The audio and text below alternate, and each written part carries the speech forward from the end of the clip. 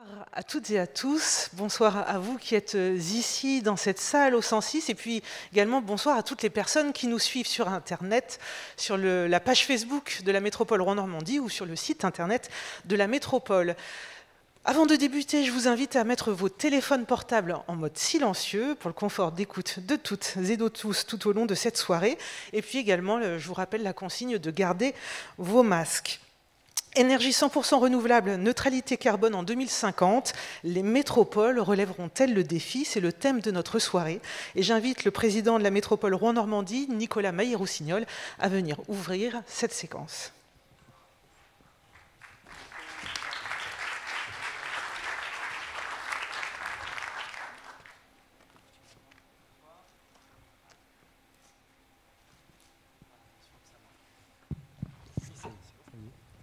Si vous m'entendez, oui, ça va? Bonsoir à toutes et tous. Merci d'être là ce soir dans l'enceinte du 106. Merci également à tous les internautes qui nous suivent par Facebook, par le site internet de la Métropole, pour ce forum thématique ce soir sur la question des énergies au sens large. Alors, je voudrais tout de suite saluer une amie, un maire, je ne sais pas si elle préfère qu'on dise une maire ou un maire, qui a déjà fait beaucoup pour sa ville, son agglomération, et qui, je n'ai pas peur de le dire, est aussi une forme d'exemple et de modèle pour notre territoire. Je veux parler de Nathalie Appéré, maire de Rennes, qui va participer ce soir à notre conférence, qui va intervenir. Normalement, on me dit qu'elle nous entend, donc j'espère que Nathalie, tu m'entends. Je regarde les cieux impénétrables, et je t'embrasse, et je veux te dire que nous, Rouennaises et Rouennais, sommes très fier de ce que tu fais à Rennes et très soucieux de te dépasser, ou plutôt de faire encore mieux ici, dans un esprit de saine émulation. Je voudrais remercier aussi toute l'équipe technique du 106 qui nous permet de tenir cette conférence ce soir. Remercier également les traducteurs, traductrices en langue des signes. Normalement, je le fais à chaque fois. Vous devez voir comment on dit Métropole Rouen-Normandie en langue des signes. Attention. Voilà, c'est ce rond avec les traits de la vague qui symbolise le logo. Merci encore de votre présence. Je salue tous les élus qui sont avec nous ce soir, tous les citoyens, les associations et les entreprises. Vous avez peut-être participé au lancement de cette semaine Rouen Métropole, Métropole Rouen-Normandie, capitale du monde d'après.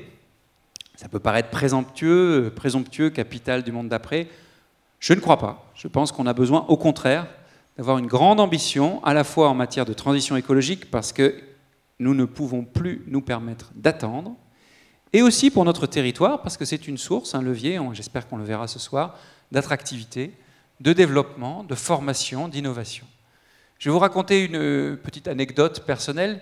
J'ai eu le privilège, le bonheur, l'honneur d'être président de la région Haute-Normandie, à un moment où mon prédécesseur, Alain Leverne, avait lancé, avec l'État, et avec les entreprises, les industriels, une initiative forte sur les énergies marines renouvelables, les champs d'éoliennes marines. C'était en 2010-2011. Je vous passe les détails, il y a eu plusieurs appels d'offres, appels à projets. La Normandie s'en est sortie, et il y avait un projet au Havre de construction d'une usine d'éoliennes. Eh bien, nous sommes en 2020, et c'est seulement maintenant que cette usine est en train de sortir de terre. C'est-à-dire, pour résumer mon anecdote, qu'il a fallu 10 ans pour commencer à voir émerger une filière des énergies marines renouvelables. Alors vous pouvez me dire, ça c'est pour le Havre, pas du tout. Savez-vous qu'ici, au Technopôle du Madrier, il y a, depuis déjà plusieurs années, des chercheurs qui travaillent sur la question des énergies marines renouvelables. Par exemple, la question du stockage, de l'intermittence. En général, les énergies renouvelables sont plutôt intermittentes. Pas toujours, mais en général. Et donc, ce que je veux dire, c'est que nous avons un pas de temps pour cette conversion, cette transition écologique en matière énergétique spécifiquement, qui en général en France, pour des raisons qu'on peut comprendre ou justifier, souvent juridiques, administratives, parfois financières, le prix du kilowatt, qui est long. Ce pas de temps, il est peut-être trop long. Et si je regarde les énergies marines renouvelables, sauf erreur de ma part, il n'y a pas une éolienne dans l'eau sur le sol français. Si vous allez dans des pays qui ne sont pas très exotiques, la Belgique, le Royaume-Uni, les Pays-Bas, et il y en a déjà beaucoup. Je ne dis pas que c'est la panacée, je donne juste cet exemple pour montrer qu'on doit pouvoir faire beaucoup plus vite, et beaucoup plus fort, et beaucoup mieux dans cet engagement pour la transition énergétique. Et encore une fois, j'insiste, ce n'est pas une question de lubie personnelle. L'enjeu commande d'agir puissamment et tout de suite. Et j'insiste là aussi dessus, c'est aussi une source de qualification, d'emploi, d'attractivité. Si nous ne faisons pas cela, non seulement nous subirons les conséquences, et nous les subissons déjà, du réchauffement climatique, mais dans le même temps, nous subirons, et nous subissons déjà, les conséquences d'une désindustrialisation, d'une perte de souveraineté, d'une perte d'emploi, d'une perte de qualification et, in fine, d'une perte de qualité de vie et d'attractivité. Donc c'est aussi un enjeu d'attractivité et de développement économique durable. Je l'ai dit pendant toute la campagne électorale, on ne fera pas la transition sans les entreprises. On la fera avec, à condition parfois de les pousser, parfois de résister, parfois d'investir, mais avec. De la même façon qu'on ne le fera pas sans les citoyens, les associations qui, comme nous le disions hier, ont souvent, et encore aujourd'hui, servi d'aiguillon, plutôt en avance par rapport à bien des acteurs publics et bien des politiques publiques. À nous, quitte à parfois être un peu bousculés, de nous appuyer sur ce savoir-faire, cette maîtrise d'usage, comme on dit souvent maintenant, cette co-construction citoyenne aussi, citoyen individu, citoyen association. Et donc toute cette semaine, nous déclinons les différents thèmes qui seront conclus vendredi, samedi, par un plan d'action qui ne sera peut-être pas suffisamment précis aux yeux des uns et des autres, mais qui donnera les grandes lignes de ce que nous voulons ensemble concrètement faire pour notre territoire en matière de transition. D'ailleurs, vous en voyez déjà les premiers fruits ou les prémices, par exemple en matière de mobilité, avec la gratuité, je mets toujours des guillemets, des transports en commun le samedi. Ce n'est qu'une première étape, mais c'est une étape importante. Vous l'avez peut-être vu aussi, si vous suivez l'actualité sur ces sujets-là, dans la lutte contre l'artificialisation des sols. Par exemple, l'arrêt du projet de déforestation du côté du Madrier. Ou, autre exemple, dans la dépollution des friches, avec les 15 hectares de la Sablonnière qui aujourd'hui peuvent être reconvertis, et on sait qu'on a beaucoup de friches sur le territoire. Ce soir, les énergies. Et avec une question sous-jacente qui est, à mon avis, cruciale, est-ce que les métropoles relèveront le défi ? C'est-à-dire, est-ce que l'échelle métropolitaine, est-ce que l'échelle territoriale de la métropole est pertinente pour agir sur ces enjeux-là ? Alors, je ne vais pas être plus long parce que vous êtes venus pour écouter les différents intervenants. Je voudrais simplement les remercier, si vous le permettez en votre nom, pour leur participation. Vous verrez qu'il y a des expressions et des points de vue divers. Je tiens à cela. Je tiens à ce qu'on puisse, et c'est le rôle des élus, rassembler sur des plateformes comme ce soir des personnalités, d'autres élus locaux, j'ai cité Nathalie Appéré, des industriels, des citoyens, des représentants associatifs, des chefs d'entreprise, qui peut-être viennent de mondes différents, peut-être ne partagent pas exactement les mêmes convictions, mais ont tous, d'une part, notre métropole Rouen-Normandie au cœur, et c'est quand même primordial, et aussi l'envie, à leur niveau, de s'engager pour la transition, et en particulier ce soir, la transition énergétique. Donc je pense que les débats seront passionnants. Volontairement, je n'y participerai pas pour laisser le plus possible de champ au débat, mais je vais les écouter comme vous, avec assiduité. Je vous souhaite une très bonne conférence. N'hésitez pas à participer. Je remercie encore une fois, je ne sais pas où elle est, mais elle est cachée quelque part, Rebecca, elle est là. Je ne sais pas si vous la connaissez. Moi, je la connais. Je peux vous dire qu'on a de la chance, et beaucoup de chance, d'avoir une grande professionnelle pour animer et coordonner ces débats. Merci beaucoup, Rebecca. On peut l'applaudir, vraiment. Merci à toutes et tous. Merci à toutes celles et ceux qui nous suivent par Internet. Et bonne soirée. Merci à vous, Monsieur le Président. Vous l'avez dit, il y a un enjeu de temps, de pas de temps. Le président du GIEC local le disait hier, Benoît Léniel, il y a 10 ans, à partir d'aujourd'hui, pour agir fortement, résolument, pour adapter le territoire à la transition, aux transitions climatiques, adapter le territoire aux enjeux qui sont les nôtres aujourd'hui. Donc, faisons un focus ce soir sur les questions énergétiques avec 5 invités qui vont être ici avec nous sur scène, et puis une invitée, le président l'a mentionné, Nathalie Appéré, maire de Rennes et présidente de Rennes Métropole. Mais j'invite dans l'immédiat à me rejoindre sur scène Marie Attino, vice-présidente de la métropole Rouen-Normandie, en charge des transitions et innovations écologiques. Merci à vous, Marie. Florent Beuzelin, PDG du groupe BZ. Également un industriel qui a répondu à l'invitation de la métropole, Xavier Lemoine, directeur de l'aménagement territorial et de l'environnement du Grand Port Maritime de Rouen. Merci à vous, Xavier. Patrick Lepage, directeur de l'Abeille. Et enfin, Alban Verbeek, président de Normandie Énergie.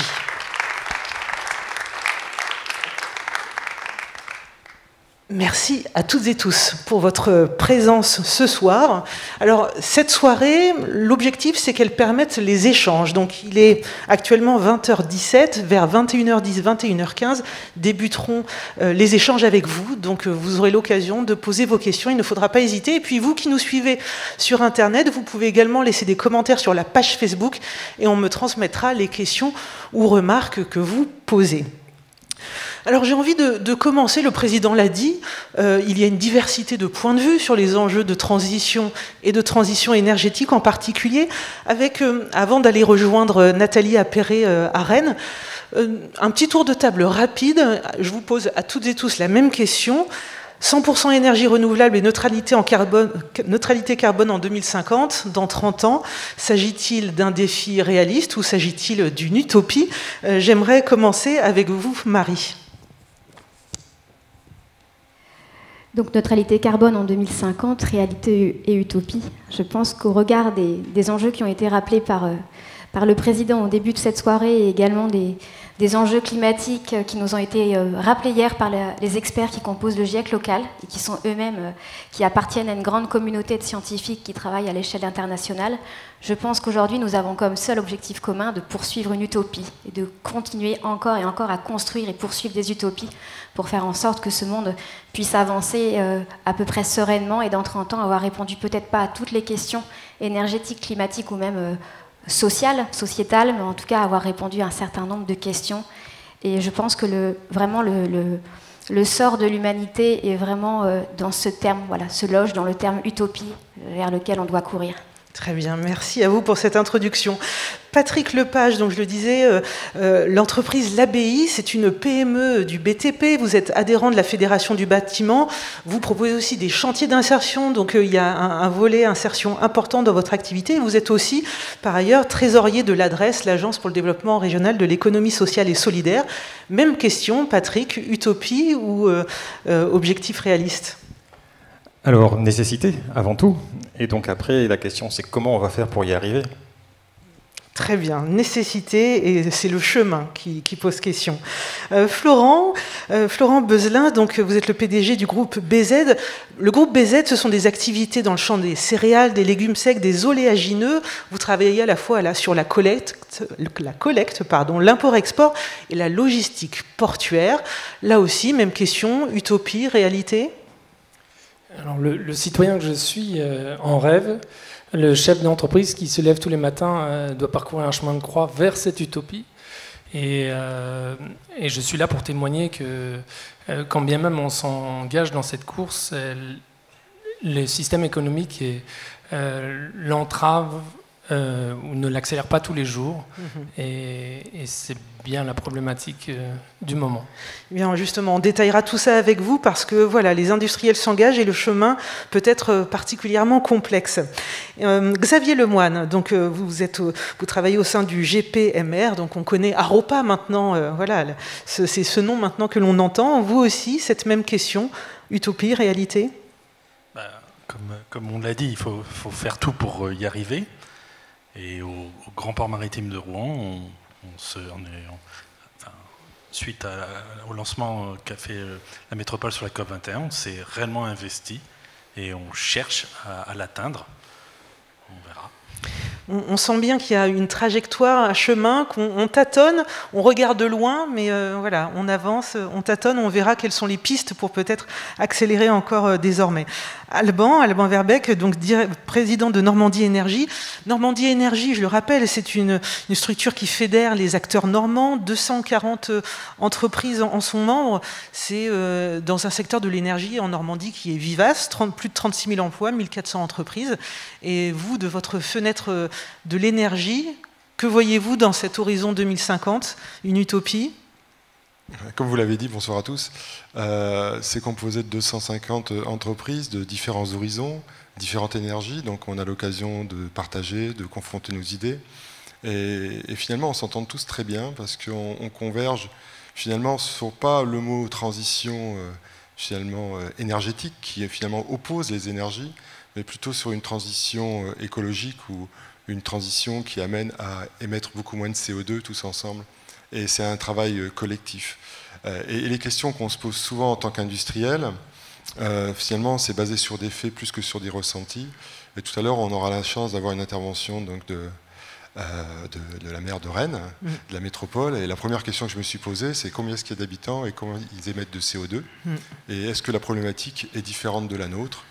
Donc ils ont à peu près le même nombre d'habitants et ils émettent 2 fois moins de CO2. Qu'est-ce qui fait cette différence? Justement, belle transition, merci Alban. Je vous propose qu'on aille faire un petit tour chez nos voisins, les Bretons, en rejoignant Nathalie Appéré en visio. Donc Nathalie Appéré, bonsoir, nous vous voyons, vous nous entendez? Moi je vous entends, est-ce que vous m'entendez aussi? Oui, également, on vous entend très bien, parfait. Donc vous êtes maire de Rennes, mais également présidente de la métropole de Rennes Métropole, pardon. Votre territoire, c'est 43 communes, 450 000 habitants, dont la moitié réside à Rennes. Vous avez un plan climat, air, énergie territoriale, qui a été signé il y a un peu plus d'1 an, au mois d'avril 2019, avec des ambitions autour du collectif, de la résilience, des modes de vie, du modèle de développement et des énergies renouvelables. Et j'ai envie de commencer avec la même question que j'ai posée à nos autres invités. Ces enjeux de 100% ENR, neutralité carbone en 2050, comment vous vous appropriez ce défi? C'est un défi réaliste, utopiste? D'abord, je veux vous remercier pour cette invitation à participer à vos débats parce que je trouve l'initiative de Rouen Métropole extrêmement riche et intéressante. Je ne sais pas si je dois vraiment remercier Nicolas parce qu'il m'a mis un peu de pression en soulignant ce que pouvait être le caractère exemplaire de Rennes. C'est en réalité un témoignage que je peux vous livrer, mais je crois que beaucoup de territoires sont sur cette même démarche, que par ailleurs personne ne prétend avoir une baguette magique et des solutions miracles, simplement une volonté, une obligation et puis une boîte à outils qu'on étoffe les uns et les autres. Et c'est pour ça que ces échanges d'expériences sont toujours extrêmement enrichissants parce qu'on n'a pas inventé la poudre de notre côté, on s'est aussi nourri de ce qui pouvait se pratiquer ailleurs, y compris dans d'autres villes européennes, par exemple au sein du réseau Energy City, qui est une source d'inspiration intéressante pour nous tous. Alors, est-ce que c'est un slogan, simplement cette neutralité carbone? Ça ne peut pas être un slogan marketing. C'est en revanche un défi, de manière évidente, un défi historique, ça a été rappelé par les uns et les autres, un défi pour lequel on ne peut absolument pas se défiler si l'on écoute sérieusement ce que sont les alertes des scientifiques aujourd'hui, mais aussi les attentes des citoyens. Un défi d'autant plus atteignable qu'on ne part pas de rien quand même, c'est-à-dire que il y a dans nos territoires un certain nombre de réflexions qui sont menées depuis longtemps autour des lois Grenelle, de la COP21, des accords de Paris, puis ensuite des réflexions apportées par le GIEC notamment, et donc une action qui s'inscrit un peu dans la durée et qui se concrétise effectivement plus récemment par ces démarches de plan climat, air, énergie territoriale, qui sont des démarches très collectives. Je sais qu'un des questionnements qui nous était posé en introduction de la table ronde, c'est à l'échelle des métropoles, comment peut-on agir? Eh bien, c'est, je crois, avec ce type de document cadre qui n'a pas uniquement le mérite de planifier et de permettre un suivi précis de nos indicateurs, tant sur la réduction des émissions de gaz à effet de serre que sur le mix carbone, mais qui a aussi le mérite de mettre tous les acteurs autour de la table, puisque ces plans climat, je dirais que s'ils ne touchaient que nos compétences propres en tant que collectivité, que ce soit ville ou métropole, on passerait sans doute à côté du défi, parce que finalement, on ne représente qu'une part relativement modeste des émissions, celles en tout cas que nous maîtrisons directement. Par contre, on a un rôle d'animation, de fédération, de tous les acteurs économiques, de l'ensemble des donneurs d'ordre, mais aussi de mobilisation citoyenne. Et je crois vraiment que ce défi, il ne se relève pas qu'à coup d'injonctions institutionnelles, mais bien comme une manière collective de relever les manches, chacun ayant en la matière une part de responsabilité. Donc il faut que la démarche, elle soit participative, elle soit englobante, elle soit aussi pragmatique, en étant capable de se donner des ambitions, des objectifs, et puis d'adapter en permanence en fonction des évolutions, parce que une démarche de planification, elle n'est pas entièrement linéaire. Alors justement, vous avez parlé de boîte à outils. J'aimerais que vous puissiez partager quelques exemples qui sont pour vous significatifs, notamment sur le volet énergétique. Il y a plusieurs... la métropole a de l'antériorité, notamment sur l'accompagnement des particuliers. Je pense aux agences locales de l'énergie et du climat qui sont quasiment nées en Bretagne. Et depuis, vous avez développé d'autres outils. Partagez avec nous ceux qui pourraient nous inspirer ici sur la métropole de Rouen. Rien, là encore, de totalement inédit, mais peut-être une volonté d'agir à 360 sur ces questions en prenant un à un les leviers dont on dispose. Évidemment, je sais qu'il en est question dans vos débats, les mobilités. En gros, le tiers des émissions sur le territoire de gaz à effet de serre sont issues des mobilités, des déplacements d'une manière générale.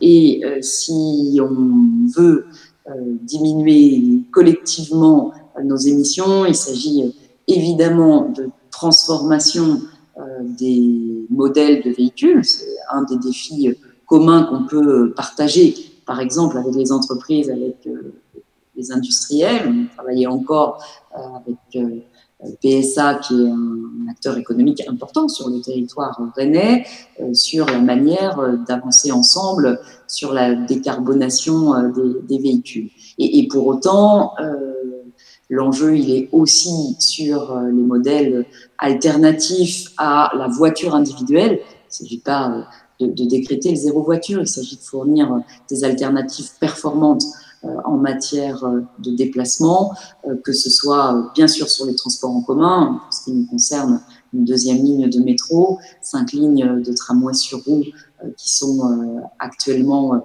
dans les cartons et prêtes à démarrer bientôt, et puis le travail sur les mobilités douces pour réduire la part des mobilités carbonées, et comme beaucoup d'autres, engagés dans ces plans vélo extrêmement volontaristes. Donc, je prends cet exemple des mobilités, je peux vous parler aussi d'habitat, qui, là encore, représente une source d'émissions importante, avec un enjeu sur la rénovation thermique de nos logements et de nos bâtiments, qu'on peut situer d'ailleurs à 3 niveaux. Bien sûr, c'est la question de la diminution de notre empreinte carbone, mais c'est aussi la question de la justice sociale, puisque à chaque fois que l'on est capable de diminuer les charges énergétiques d'un logement, c'est du pouvoir d'achat qui est rendu aux ménages et singulièrement aux plus modestes. Et puis c'est aussi un enjeu parce que tout est d'emplois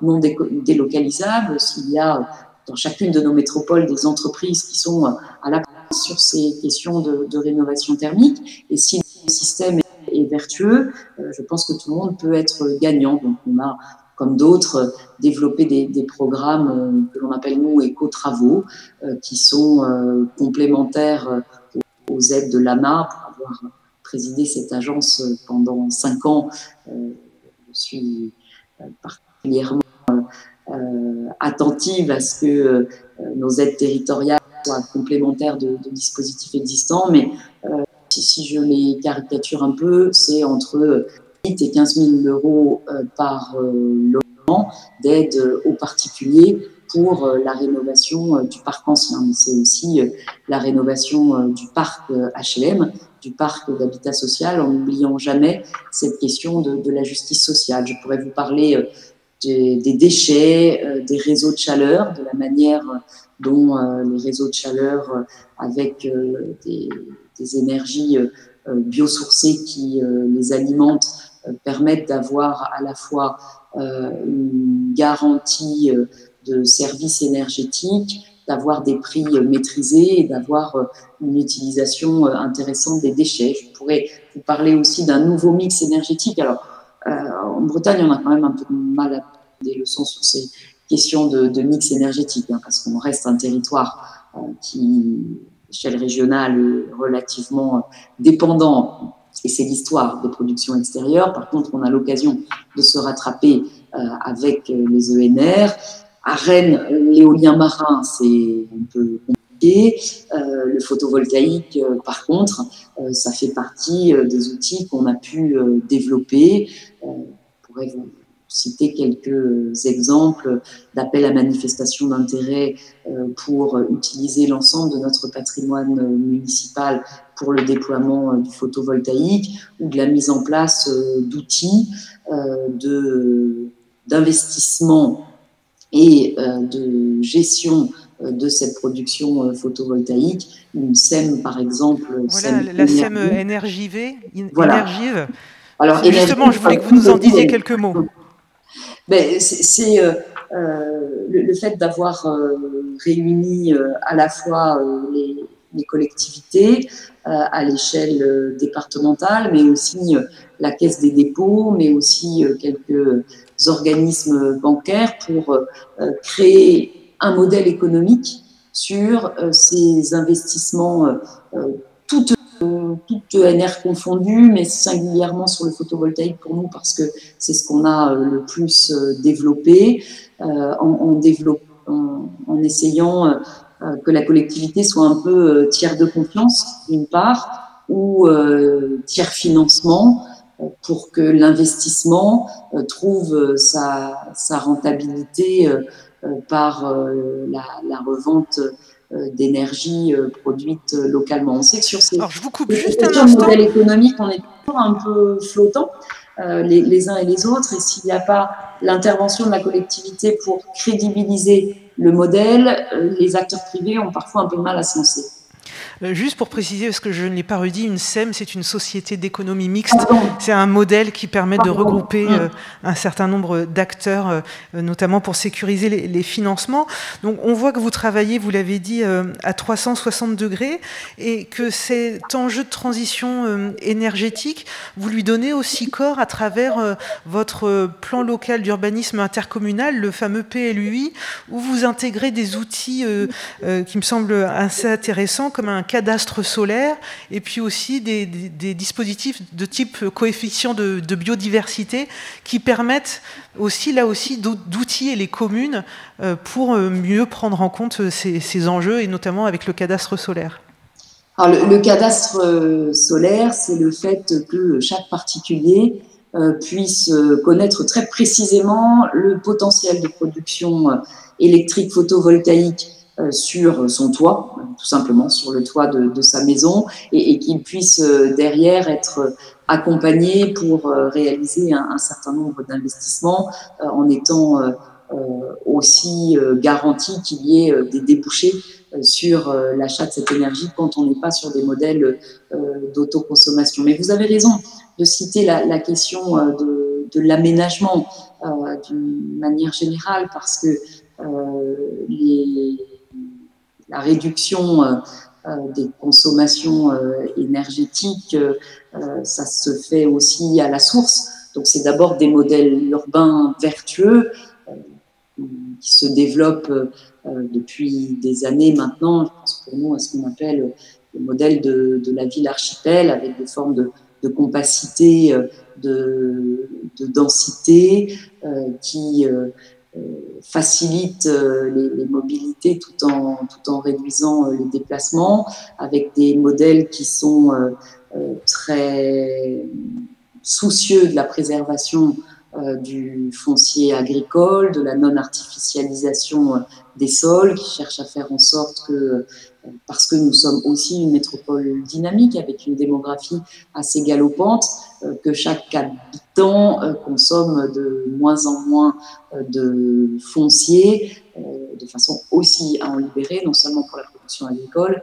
mais pour la qualité de vie. Donc ces démarches d'aménagement, elles sont aussi absolument essentielles, de même que la non-imperméabilisation des sols, la végétalisation en ville, la production de cours oasis ou d'îlots de fraîcheur dans les cours d'école.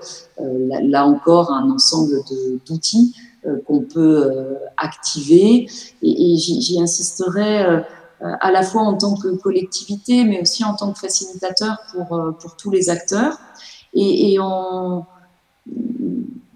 utilisant beaucoup l'énergie citoyenne pour ce faire. On a mis en place depuis 5 ans maintenant les budgets participatifs à l'échelle de la ville, et on a par exemple été frappé de voir à quel point un grand nombre de projets étaient précisément des projets de transition énergétique, de transition écologique, que ce soit végétalisation ou d'ailleurs sur ces questions plus directes de production énergétique citoyenne.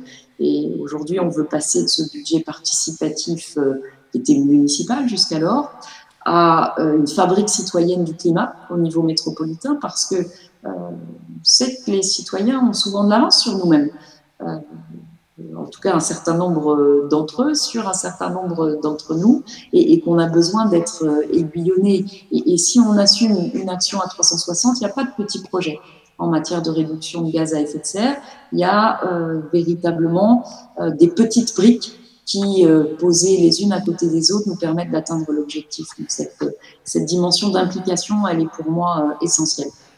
Merci beaucoup Nathalie Appéré. Avec ce témoignage, vous vous apportez du grain à moudre pour les échanges qui vont suivre. Alors je sais que vous ne pouvez pas rester avec nous tout au long de la soirée, mais je voudrais quand même que peut-être Marie Attino, donc vice-présidente de la métropole en charge des transitions écologiques et des innovations, puisse peut-être vous poser une question de pair à pair, que vous puissiez échanger sur ces enjeux. Marie. Avec plaisir. Nathalie, en introduction, Alban Verbeek rappelait que la métropole de Rouen a globalement la même population que la métropole de Rouen et qu'elle émet 2 fois moins de gaz à effet de serre par habitant. Alors effectivement, il y a une différence aussi d'aménagement du territoire. On a un profil industriel que Rennes n'a pas tout à fait. Malgré tout, on sent bien qu'à travers cette donnée, on sent bien qu'il y a une partie de la réponse, il y a un noyau de réponse à travers la question économique et industrielle. On sent qu'il y a aussi un levier à actionner à travers une nouvelle économie, à travers la création de nouveaux emplois, de nouvelles filières, etc.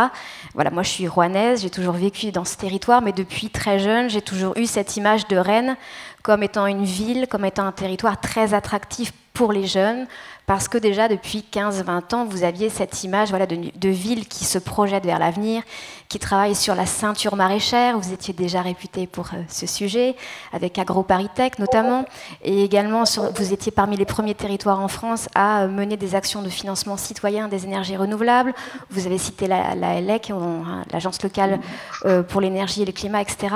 Est-ce que vous faites justement ce travail de promotion de la transition énergétique aussi pour en faire un facteur d'attractivité auprès des jeunes, auprès des entreprises? Est-ce que chez vous, vraiment, c'est un modèle de fierté d'être dans la transition, d'être déjà bien implanté? Et est-ce que vous avez déjà vu depuis quelques années des entreprises justement innovantes dans la transition venir chez vous s'implanter parce que vous aviez donné ce signal à l'extérieur? D'abord, les réalités territoriales, elles sont effectivement très différentes. Je ne voudrais pas participer à ce classement où si les émissions par habitant sont élevées, c'est parce que les politiques publiques ne sont pas bonnes. C'est aussi parce que les territoires n'ont pas exactement la même configuration. Et moi, je n'ai pas forcément cité, d'ailleurs spontanément, la question industrielle comme étant un enjeu essentiel au titre des grands émetteurs de gaz à effet de serre, parce que notre tissu économique, il est assez différent du tissu rouennais. Il n'empêche que je disais que les citoyens sont en avance. Je dois dire que les entreprises nous donnent aussi des jolies leçons permanentes, non pas de greenwashing ou du palmarès de la communication la plus verte, mais vraiment d'une réflexion extrêmement importante sur la RSE, sur les entreprises, à la fois dans ce qu'elles produisent, leur valeur ajoutée, mais aussi dans leur process et leur manière de créer de la valeur, et y compris sur des activités productives ou des activités industrielles. Et lorsque l'on dit que les entreprises sont des alliés de la transition écologique et non pas qu'elles se voient imposer la transition écologique, je pense que de ce point de vue, on a une nouvelle maturité collective où chacun sent que on doit faire de la transition énergétique un élément de stratégie, non seulement de résilience, mais aussi de stratégie de développement économique du territoire, et qui a là une manière extrêmement intéressante de singulariser, c'est ce que tu disais Marie, de singulariser, d'identifier un territoire. Je vais vous prendre juste un exemple de ça, comme beaucoup d'autres collectivités et Rouen de la même manière dans une période de crise sanitaire dont on commence à voir seulement les effets économiques. On a mis en place dès le printemps un certain nombre de mesures d'aide d'urgence en complément des aides de l'État, avec la volonté d'aider dans un premier temps en trésorerie, puis des mesures d'aide plus directes dès le printemps. Et on a eu un débat à ce moment-là, pendant la période du confinement, sur la fameuse éco-conditionnalité des aides, avec quelques craintes sur est-ce que c'est déjà pas assez compliqué pour les entreprises comme ça aujourd'hui? Est-ce que c'est le moment de leur rajouter ce que d'aucuns pourraient appeler une couche de contraintes? Donc, on s'est dit, on va en réalité faire un bonus écologique sur ces aides, qui étaient pourtant des aides directes, des aides en trésorerie ou des aides à réaliser des investissements nécessaires à la reprise de l'activité après le Covid pour tenir compte des protocoles sanitaires. Et aujourd'hui, il y a à peu près 130 entreprises pour l'instant qui ont mobilisé ces aides de Rennes Métropole, en plus des aides d'État, et 95% d'entre elles ont utilisé le bonus écologique, considérant que de toute façon, elles allaient y aller, si vous me permettez cette familiarité, et que de toute façon, elles anticipent aussi ce que doit être leur propre transition, en faisant un outil de leur viabilité, de leur développement et de leur singularité. Là, on est en train de préparer, là encore comme les autres territoires, des plans de rebond. C'est un peu difficile de dire des plans de reprise parce que la crise sanitaire n'est pas derrière nous, mais en tout cas des plans de résilience, des plans de rebond. Et on veut vraiment faire de ce caractère remarquable de transition écologique du territoire un outil d'identité économique. Et je suis plaisir de constater que ça fait consensus aujourd'hui, y compris dans nos discussions avec le monde patronal, ce qui n'était pas forcément le cas il y a quelques années. Très bien, merci beaucoup Nathalie Appéré d'avoir participé à nos échanges et on va s'appuyer sur tout ce que vous avez dit pour poursuivre. Merci encore à vous et puis je ne doute pas que les échanges vont se poursuivre entre les deux métropoles autour de cette transition. Merci à vous. Eh bien, après ce petit détour par la Bretagne, revenons en terre normande. On a parlé de beaucoup de choses avec Nathalie Appéré. La transformation des entreprises, des enjeux collectifs qu'il faut partager pour avancer. Et avant d'évoquer comment les uns et les autres vous emparez de l'enjeu de la réduction des émissions de gaz à effet de serre, peut-être de mieux visualiser les visages du défi en Normandie, sur la métropole Rouen-Normandie. Parce que la métropole a déjà un plan climat, air, énergie territoriale, comme c'est le cas pour la métropole de Rennes, qui fixe des objectifs ambitieux, une baisse de 70% de la consommation énergétique, une baisse de 80% des émissions de gaz à effet de serre, 200 000 logements à rénover, et d'autres, les énergies renouvelables, de passer de 9 à 43% dans le mix énergétique. Aujourd'hui, Marie, toutes ces données, elles existent. Quelle est l'impulsion que vous souhaitez donner aujourd'hui, en plus ? Alors j'ai une nouvelle à vous apprendre, c'est que par rapport aux chiffres cités dans le plan climat, on va vous proposer en plus d'accélérer et d'aller encore plus vite.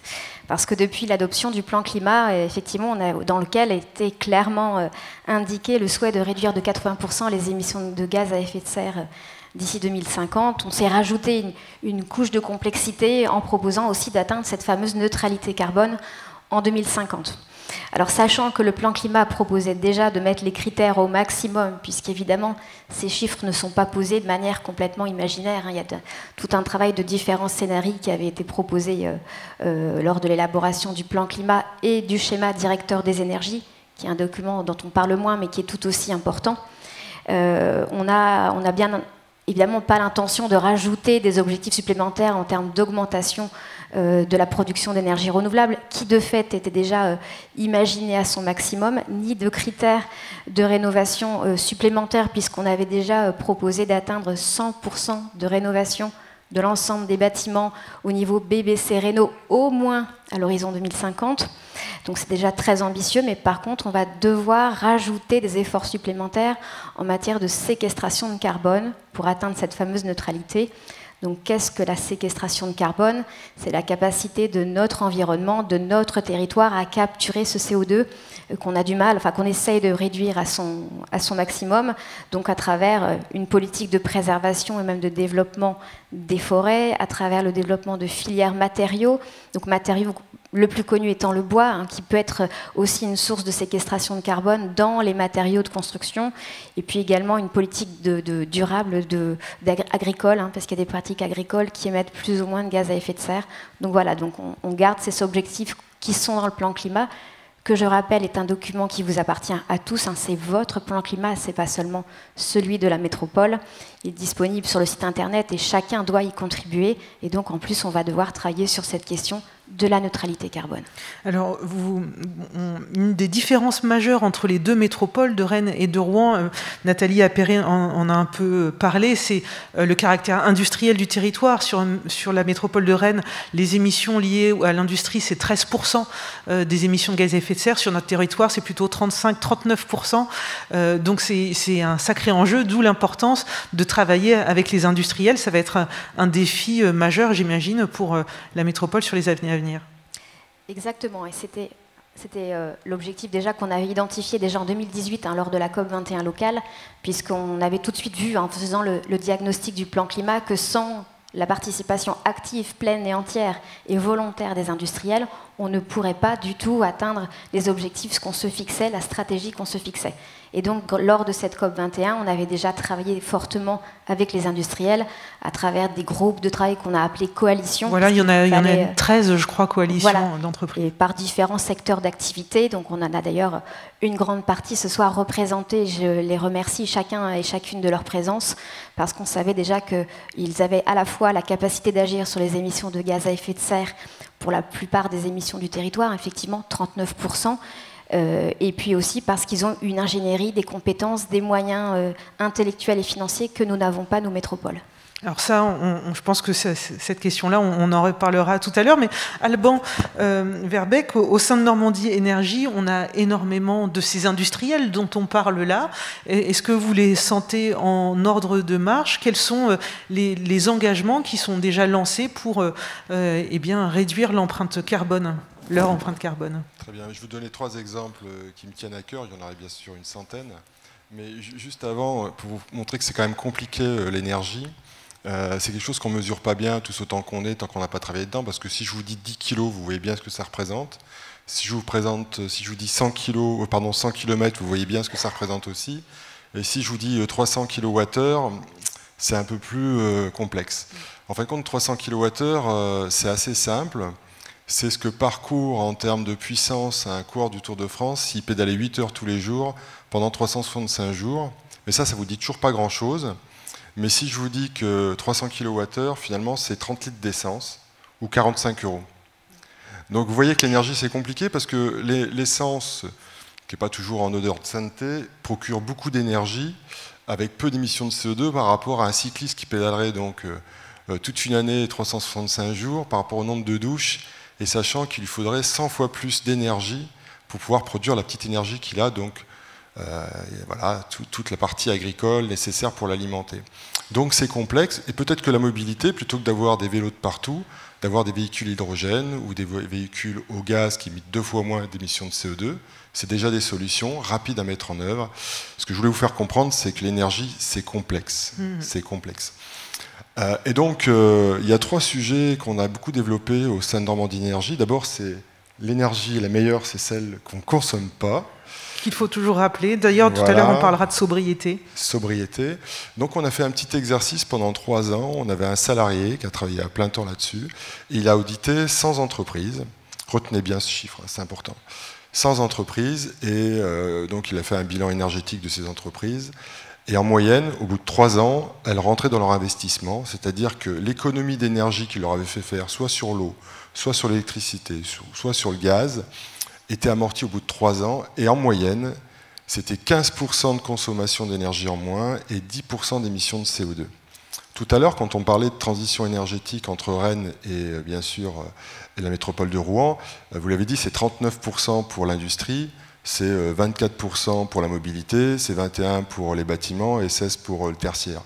Donc en gros, on voit bien que les actions primordiales, si on veut y aller, c'est l'industrie, la mobilité et l'efficacité énergétique des bâtiments. Ça veut dire que c'est un travail collectif, à la fois politique avec une vision, à la fois avec les industriels et à la fois avec l'ensemble des citoyens. Le deuxième exemple, pour faire court, au sein de Normandie Énergie, on a lancé 2 coalitions à l'initiative de la métropole, que je remercie, que c'était déjà une belle action, auquel Marie d'ailleurs a participé à l'époque. C'est la coalition solaire et la coalition... tout ce qui permet, quand une entreprise produit de l'énergie, peut-être qu'on peut la récupérer parce qu'elle produit de l'énergie, de la chaleur, pour une autre entreprise qui est juste à côté. Donc c'est comment utiliser l'énergie de chacun. Donc on a fait ça autour de la métropole et on a identifié à peu près 25 acteurs sur lesquels on pourrait faire des transferts d'énergie. Donc ça c'est une première solution en termes de sobriété, très importante.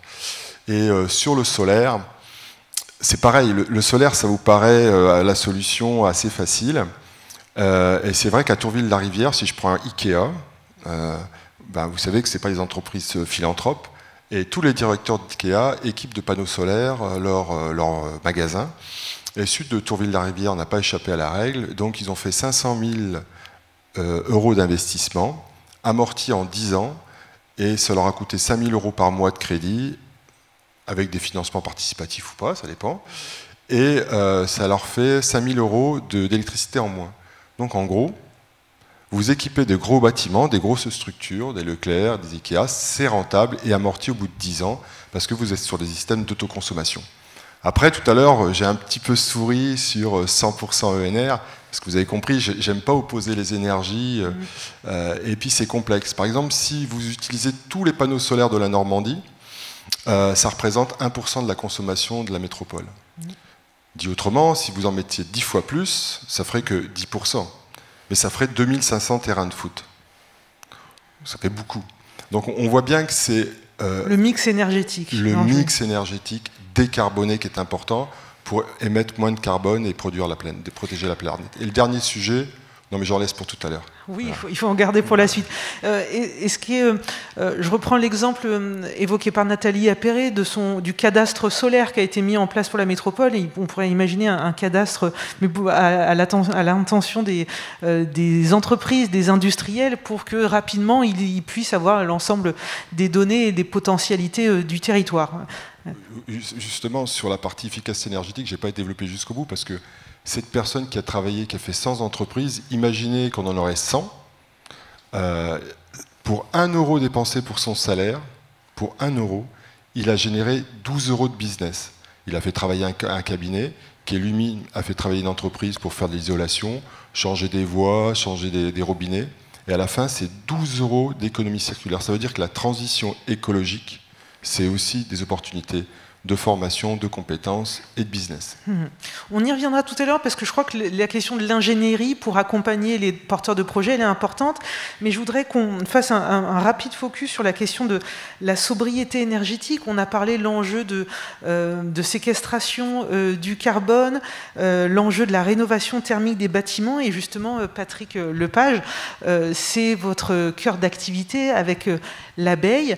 Dans le bâtiment, il y a l'isolation pour baisser les consommations, et puis il y a aussi ces énergies grises qu'on ne voit pas, et là aussi, il y a des opportunités pour améliorer et accélérer nos pratiques.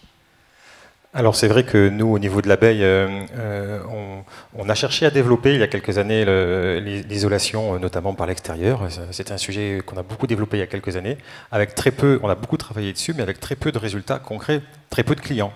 Alors probablement qu'on n'a pas su travailler l'aspect commercial des choses suffisamment bien, mais objectivement, on n'a pas réussi à développer une vraie activité sur ce sujet.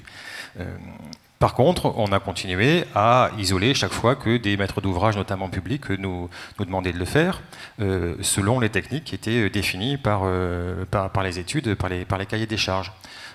Quand on a travaillé sur une extension et une rénovation de notre siège, on a voulu se poser les questions de manière un peu plus militante, clairement, mais aussi expérimenter des choses qui étaient relativement inconnues pour nous. Il y a des gens impliqués qui maîtrisent ces choses depuis bien plus longtemps que nous.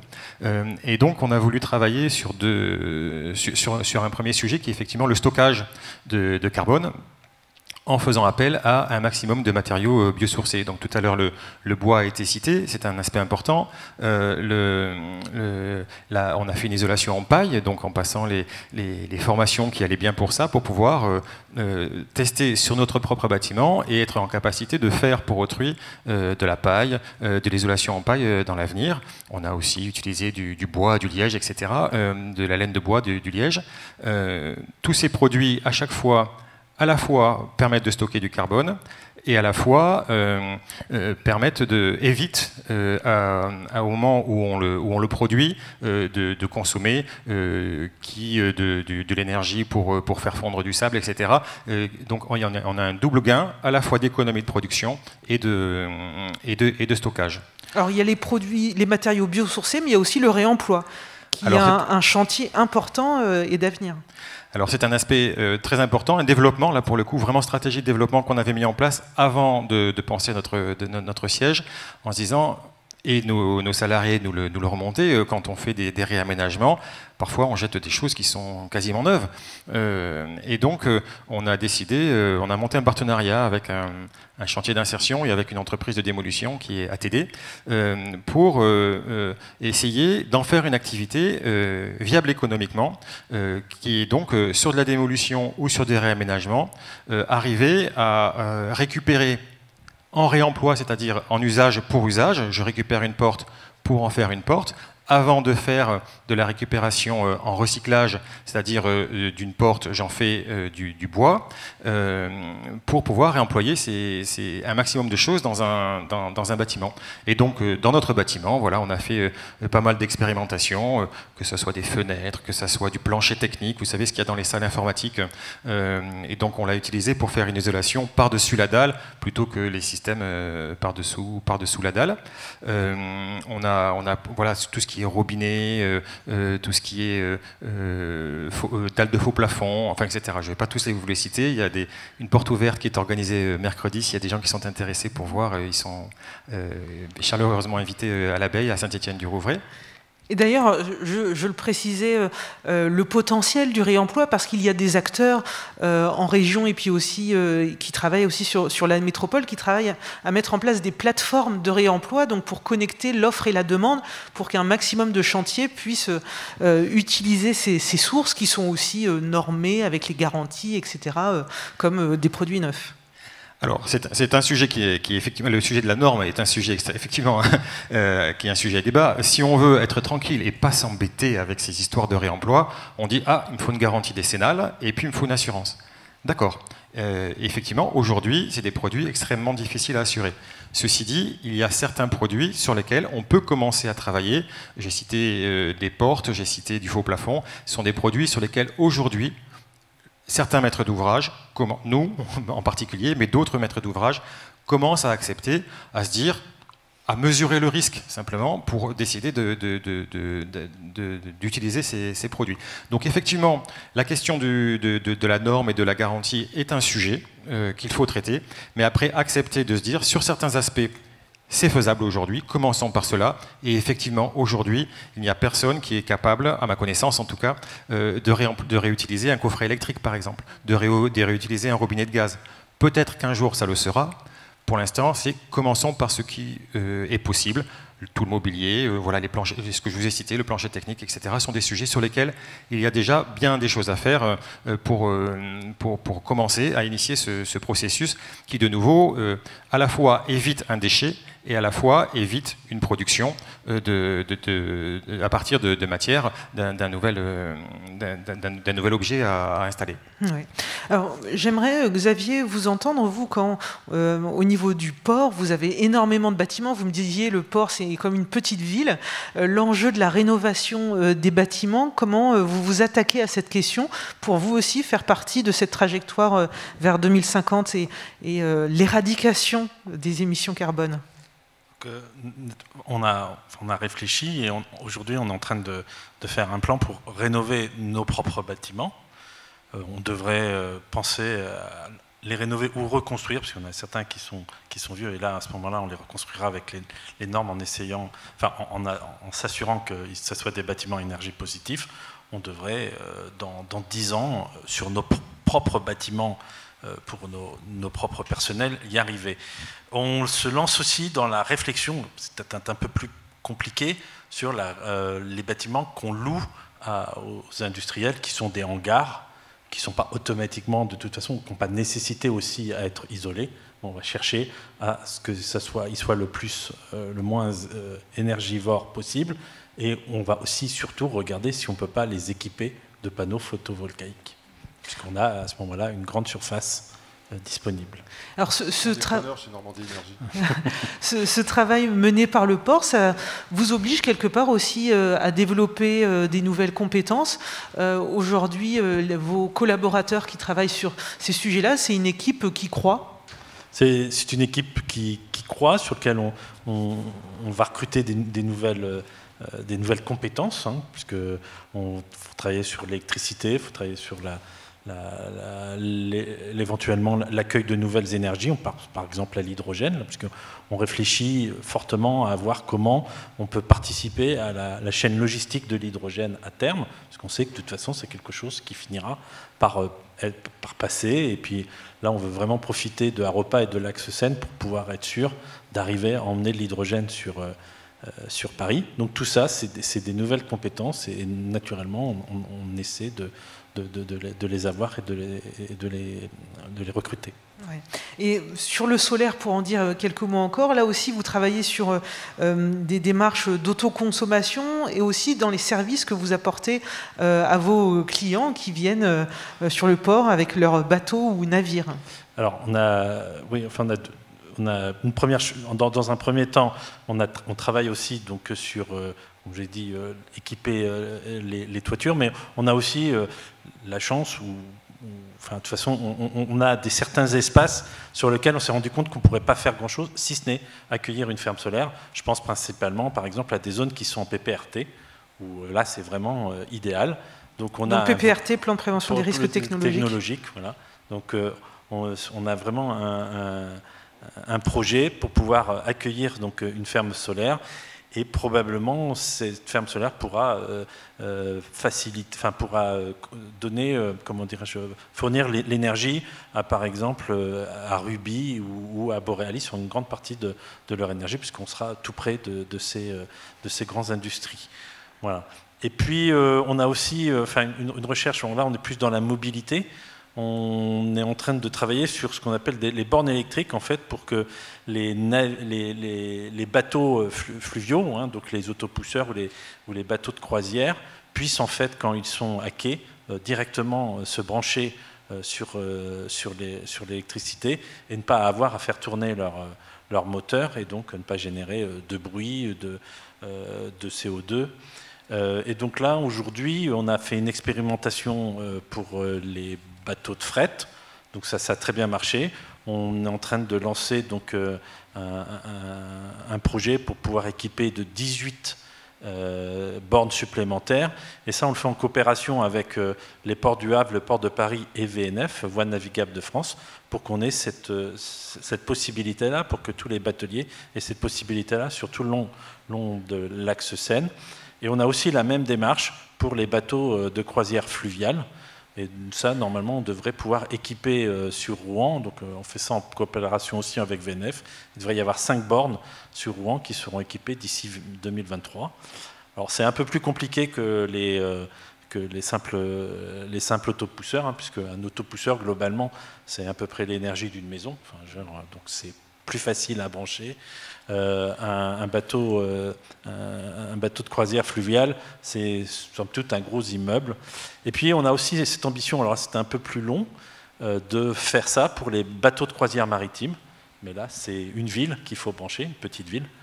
Et donc là, on est sur quelque chose qu'on estime pouvoir faire aboutir d'ici 2026-27, après discussion avec les compagnies. Mais voilà, c'est notre grande ambition. Et c'est intéressant comme on voit comment un acteur portuaire qui était centré sur des activités, alors je caricature évidemment, mais de logistique, et d'un coup, avec cette transition énergétique, les métiers se transforment, les activités se transforment, se développent. Et à vos côtés, Florent est un bel exemple aussi. Vous travaillez avec le Grand Port Maritime de Rouen sur un certain nombre de projets, évidemment, dont un projet en particulier, puisque je le disais, vous êtes dans des activités liées aux céréales notamment, et vous avez voulu donner une valeur énergétique à un sous-produit. Et c'est là qu'un projet de méthanisation est né. De quel sous-produit s'agissait-il, pour remettre le contexte? Notre activité dans le port, il s'agit de logistique portuaire, d'exportation de grains, et donc en créant cette exportation de grains, nous émettons des poussières dans l'atmosphère qu'il faut capter. Et c'est constitue l'essentiel des sous-produits qui pourraient être dirigés vers une utilisation énergétique de production d'ENR à travers un outil, une unité de méthanisation.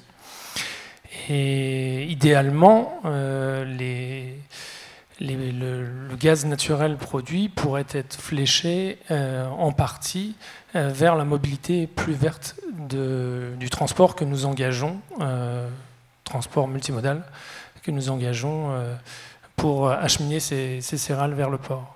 Alors, sur le papier, ce projet est beau, a l'air simple, écrit comme ça. Et finalement, depuis plusieurs mois, plusieurs années maintenant, les études, vous les menez, vous y consacrez du temps. Et ce que vous constatez, c'est que un projet ENR sur un port lié à ces sous-produits pour faire de la méthanisation, c'est extrêmement complexe. Quelles sont, vous, les difficultés qu'il faut aujourd'hui pouvoir débloquer si on veut accélérer ce type et déployer ce type d'initiative ? Alors, les difficultés sont multiples. C'est vrai qu'on s'est rendu compte que être producteur de NR dans un grand port maritime, c'est extrêmement ambitieux, qu'on ne s'improvise pas producteur de NR dans un tel territoire si facilement, que c'est un autre métier, que ça fait appel à d'autres compétences, et que c'est une succession d'équations économiques complexes. Quand vous en avez rempli une partie de l'équation, il y a l'autre partie qui n'est pas forcément au rendez-vous. Donc effectivement, nous cheminons et nous arrivons à la conclusion que nous pouvons être promoteurs de ce projet dans l'emprise territoriale du port, et grâce au soutien du port et des collectivités, que nous pouvons être la cheville ouvrière de ce projet, mais que seuls nous ne pourrons pas le faire, et qu'il nous dépasse, et que par contre nous aurions intérêt, ne serait-ce qu'au débouché, à les utiliser. Je nommais le gaz vert, il y en a d'autres qui pourraient être utilisés pour une action économique plus verte, et donc s'inscrire dans une économie plus verte.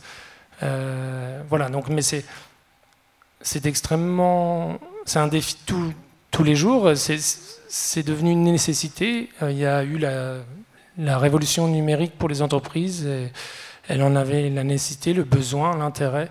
Eh bien, nous essayons de voir la transition écologique de même, mais c'est un chemin laborieux. Et une spécificité aussi du projet qui me paraît intéressante à évoquer, c'est les difficultés en termes de gisement et de débouchés pour ces sous-produits. Donc, quels sont aussi vos besoins ou vos questions par rapport à la structuration de la filière pour donner de la viabilité et du sens, de la pérennité à ce type de projet ? Alors, la taille de notre projet, c'est à peu près un projet de 500 normaux mètres cubes d'injection de gaz dans le réseau. Pour se représenter en intrants, c'est à peu près 30 000 à 40 000 tonnes d'intrants. Nous pouvons être producteurs nous-mêmes d'une partie de ces intrants, des sous-produits. Nous ne visons absolument pas à faire de la méthanisation sur la base de cultures dédiées ou d'intrants qui mettraient en compétition ou en tension d'autres utilisations. Donc, nous n'allons pas scier la branche sur laquelle nous sommes. Nous exportons et processons des produits alimentaires, et donc nous ne voulons absolument pas capter la partie alimentaire du produit. Donc ça veut dire que le gisement que nous devons appréhender aujourd'hui, c'est à peu près dans notre étude de gisement, si on se cantonne aux sous-produits agricoles et agroalimentaires, pas de l'ensemble de l'axe Seine, mais de l'approche métropole, c'est à peu près plus de 50%. Donc on voit bien que l'introduction d'un tel projet va déséquilibrer le gisement, et qu'il faut qu'on fédère les acteurs économiques qui sont producteurs de ces sous-produits, et qu'on flèche ces sous-produits vers cette unité future. Donc nous avons plus des problématiques de gisement que des problèmes de débouchés, puisque les conditions de valorisation sont aujourd'hui garanties par les contrats d'État via des énergéticiens. Alors peut-être, Alban, quand vous entendez ce type de projet porté par un industriel qui n'est pas du secteur en activité première de l'énergie, mais on sent bien qu'il y a un besoin, des connexions à mener et puis des réflexions en termes de filière, qu'est-ce que ça vous évoque ?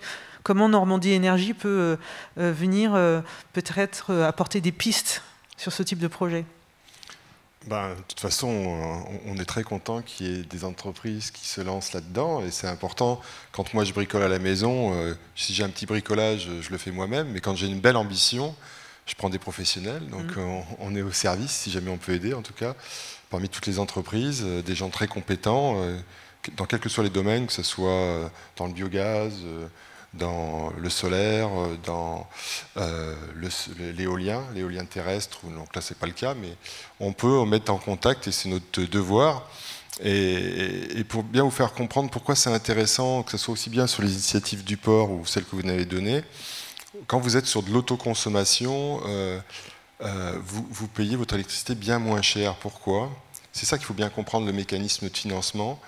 Quand vous achetez votre électricité en tant que particulier, vous payez ça à 18 centimes du kilowattheure, et c'est un prix très peu cher par rapport à d'autres pays européens.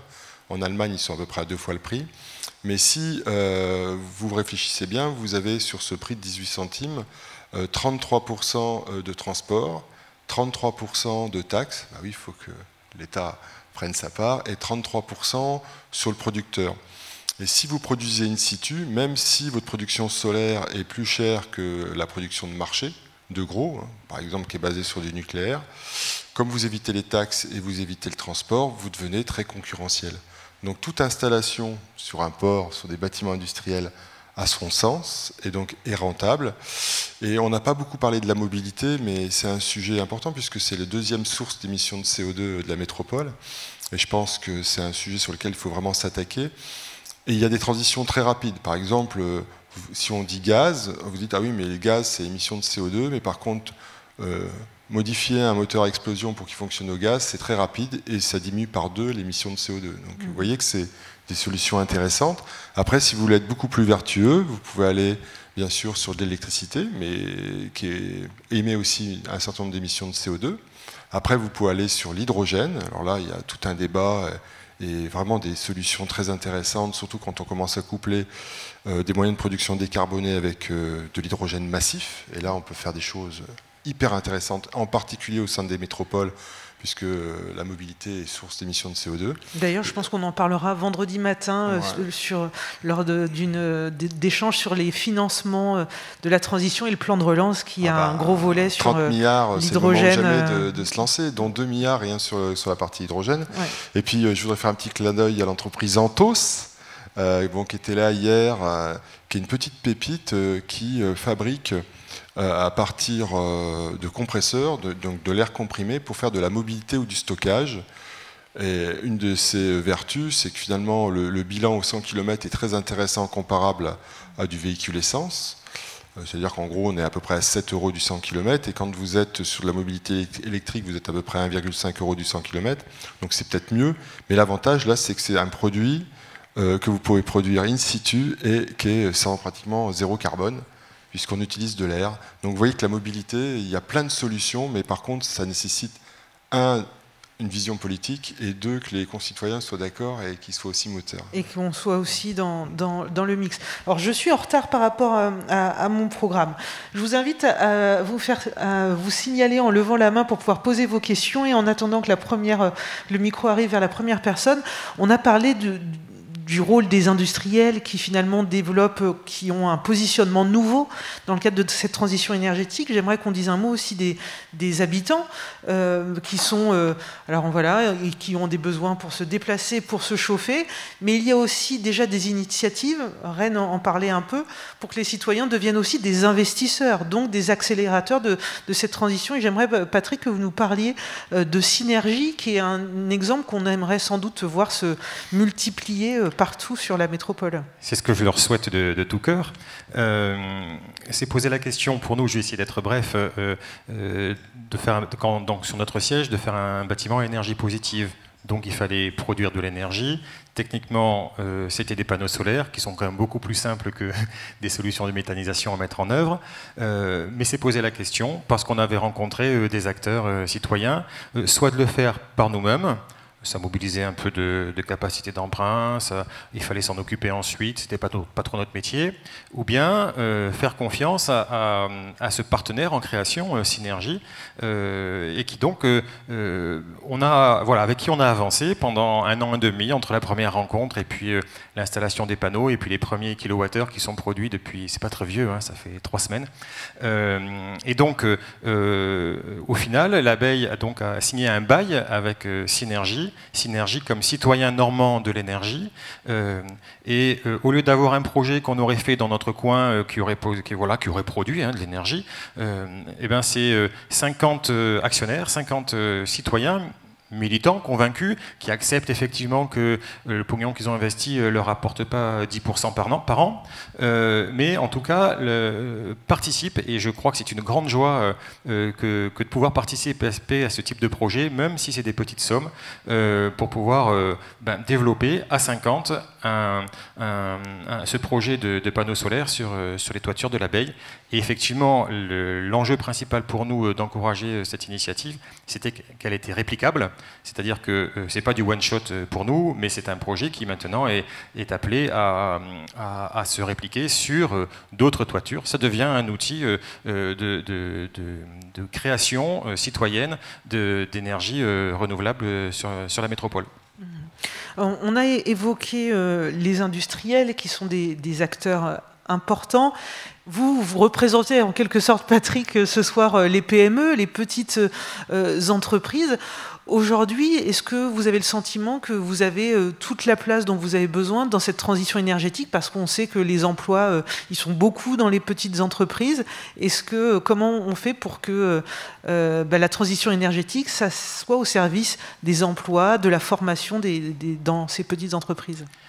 Alors c'est vrai qu'on est tout petit, on est 75, donc il faut beaucoup de petites entreprises comme nous pour arriver à être significatifs.